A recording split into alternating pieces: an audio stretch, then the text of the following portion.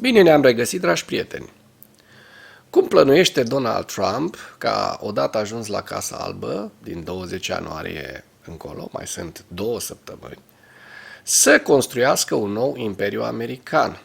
Înainte de a discuta despre acest lucru, trebuie însă spuse niște lucruri mai importante. Care este retorica suveraniștilor? Ce crezi suveraniștii și retorica lor favorită că suntem între două imperii mari?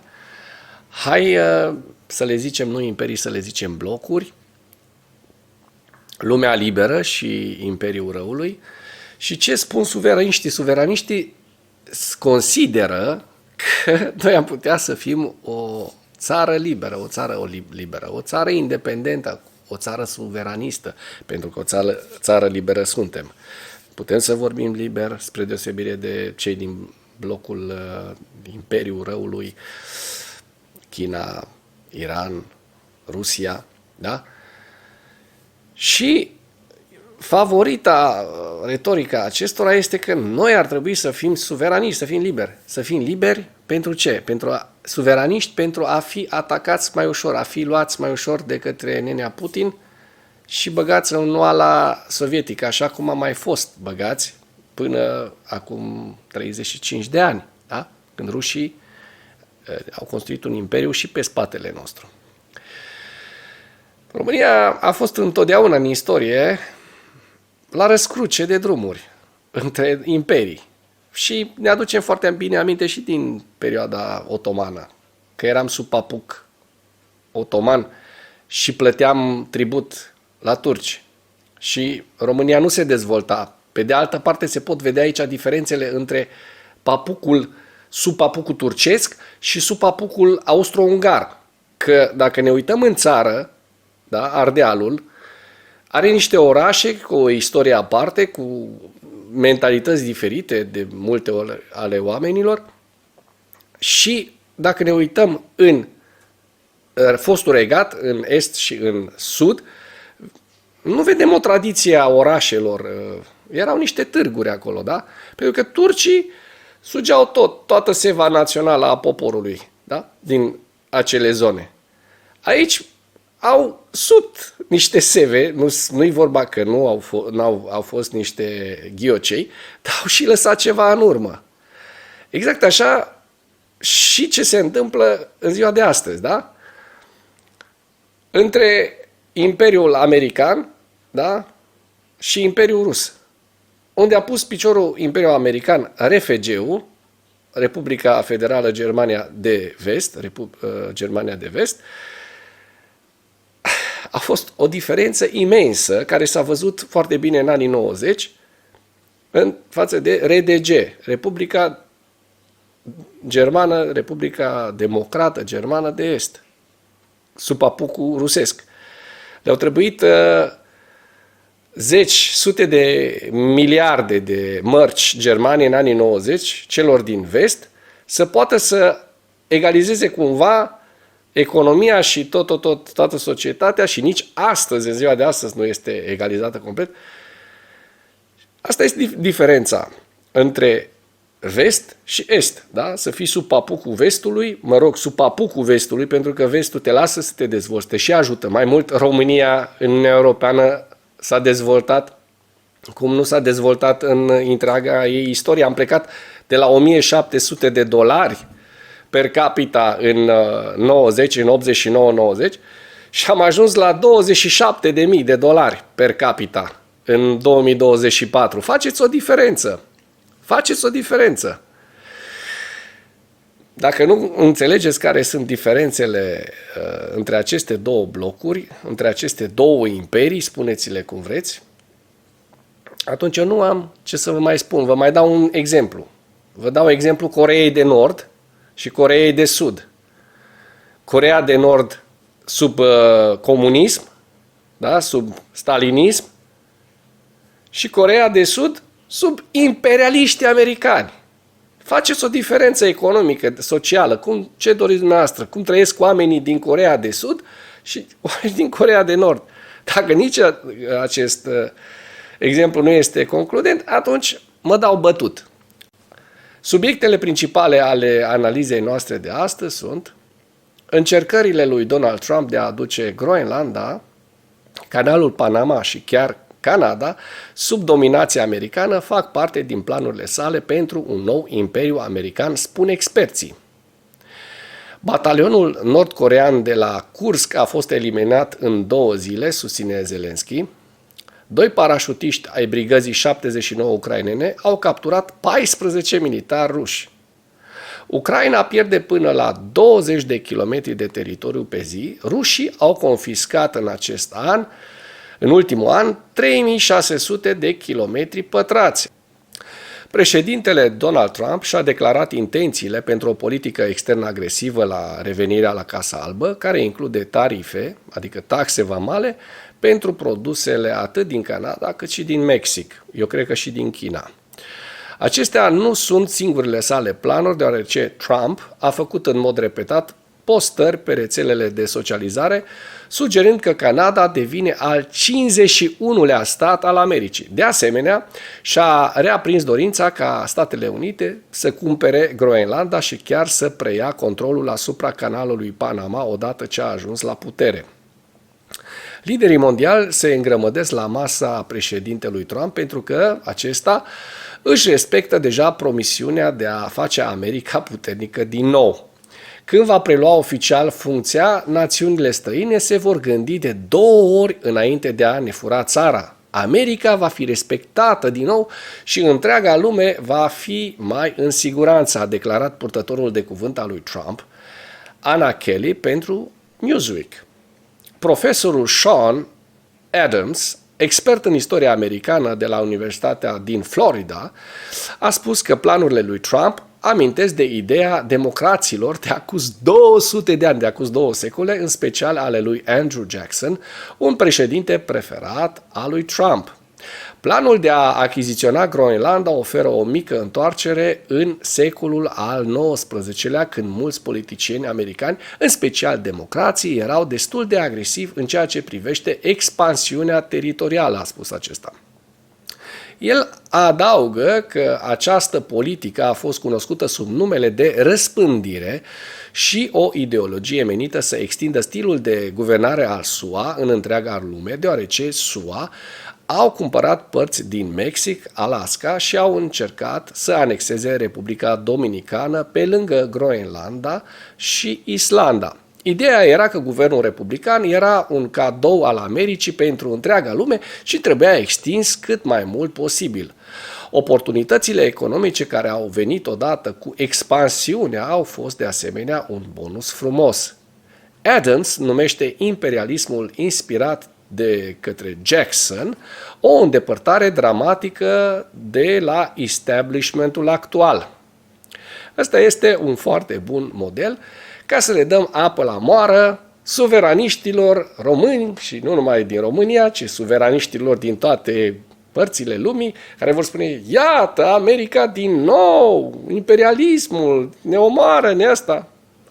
Eu prefer imperialismul american imperialismului rusesc. Și v-am și explicat mai înainte de ce. Punct. Ziua 1047 a războiului din Ucraina.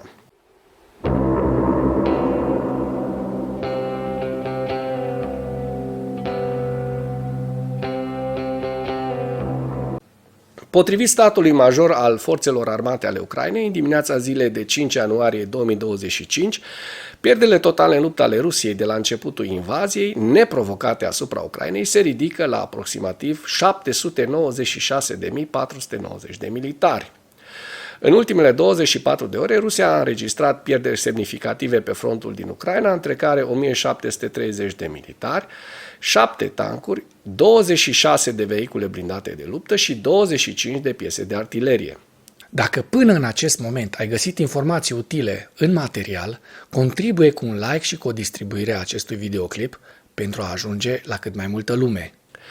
Președintele ucrainean Volodymyr Zelensky a susținut că un întreg batalion nord-corean desfășurat pe frontul rus lângă Kursk a fost distrus în decurs de 2 zile.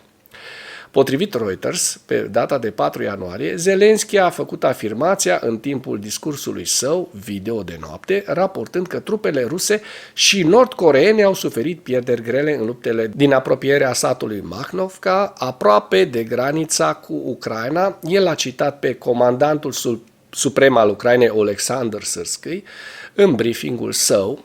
În ultimele 2 zile, lângă Makhnovka, forțele ruse au pierdut un batalion întreg compus din infanterie nord-coreeană și parașutiști ruși, a spus Zelensky. Cu toate acestea, el nu a oferit detalii suplimentare. Reuters a remarcat că dimensiunile batalioanelor pot varia de obicei de la doar câteva sute de soldați până la mai mult. Rapoartele din Ucraina și oficialii occidentali sugerează că aproximativ 11.000 de soldați nord-coreeni au fost trimiși în regiunea Kursk. Aceste trupe se luptă cu pierderi grele, confruntându-se cu condiții necunoscute pe câmpul de luptă și cu sprijin inadecvat. Până pe 23 decembrie anul trecut, peste 3.000 de soldați nord-coreeni au fost uciși sau răniți, a susținut Zelensky. El a adăugat că forțele nord-coreene nu primesc protecție adecvată de la omologii lor ruși și a susținut că unele trupe nord-coreene iau măsuri disperate pentru a evita capturarea. Am văzut și noi imagini cum aceștia se sinucid. Potrivit brigăzii 79 ucrainene pe Telegram, 2 parașutiști din brigada 79 separată de asalt aeroportat din Tavria au luat prizonieri 14 soldați ai forțelor de ocupație. Grupul de asalt al brigăzii 79 se apropie de una dintre pozițiile rusești. Înainte de asta, piloții dronelor de atac au lucrat cu succes împotriva inamicului. După un raid intens și lung, ocupanții au fost înghesuiți într-o zonă de unde n-au mai putut ieși, într-o zonă strânsă. În acest fel, 2 drone de atac ale brigăzii 79 reușesc să obțină o surpriză absolută, aruncă grenade chiar la intrarea în pirogul inamicului. Ocupanții înspăimântați își aruncă imediat armele și își ridică mâinile la acel moment. După cum s-a dovedit, în poziție erau până la 14 ocupanți. 14 contra 2. Frumos. Ei au ales viața, nu moartea, iar parașutiștii noștri nu i-au refuzat, se arată în mesaj. În anul 2024, forțele de apărare ucrainene au pierdut controlul a peste 3600 de kilometri pătrați din teritoriu, pierzând în special peste 20 de kilometri pe zi în noiembrie, în timp ce în 2023 au pierdut un total de aproximativ 5400 de kilometri pătrați și au eliberat 430 de kilometri pătrați. Sursa informației, portalul militar, bazat pe datele serviciului Deep State, pe hărțile Deep State pe care și eu vi le prezint în fiecare zi, actualizate. Conform materialului, cele mai mari pierderi din 2024 au căzut în regiunile Donetsk și Kharkiv. Portalul ne oferă zonele estimate de pierdere a teritoriului ucrainean pe lună și le vedeți și dumneavoastră în această imagine. În ceea ce urmează vă prezint un slide cu evoluția de ieri a celor mai importante fronturi din Ucraina și cu principalele știri din presa ucraineană. Hărțile sunt creația Institutului pentru Studiul Războiului.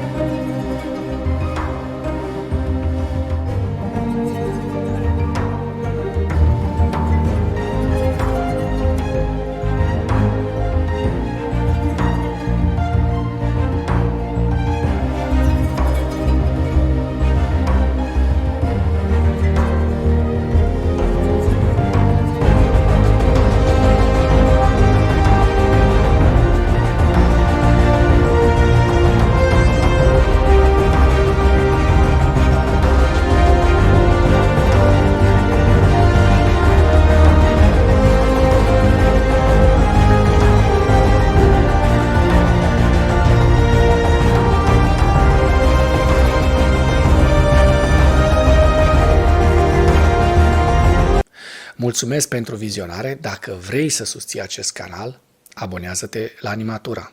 Apreciez mult asta.